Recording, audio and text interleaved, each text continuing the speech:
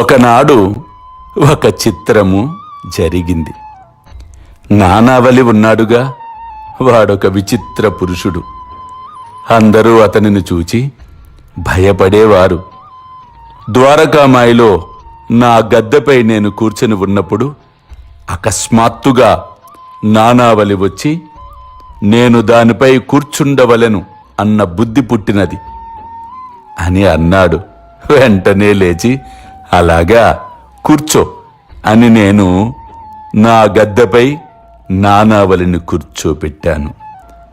కొంతసేపు అతను కూర్చొని నన్ను కూర్చోమని నాకు నమస్కరించి వెళ్ళిపోయాడు. పక్కనే ఉన్నారుగా, బాబా ఇలా చేసేవేమిటి, నువ్వు తప్పు చేశావు అన్నప్పుడు నాకు నవ్వొచ్చింది. పరీక్షలు మీకే కాదయ్యా, నాలాంటి వారికి ఉంటాయి. నానావలి నన్ను పరీక్షించుకొని సంతృప్తుడై వెళ్ళాడు అని చెప్పినప్పుడు భక్తులకు ఆశ్చర్యము కలిగింది.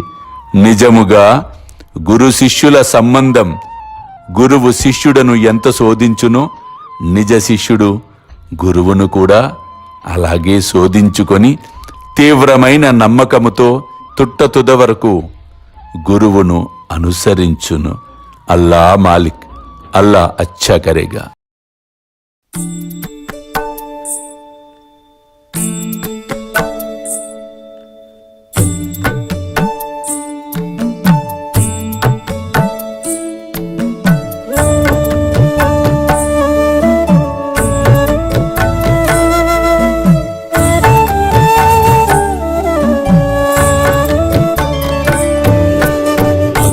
స్వామి సుఖే నిద్ర కరవదూత బాబా కర సాయినాథ చిన్మయ హే సుఖ దామ జావుని పహుడా ఏకాంత అతా స్వామి సుఖే నిద్ర కరవదూత బాబా కర సాయినాథ చిన్మయ హే సుఖ దామ జావుని పహుడా ఏకాంత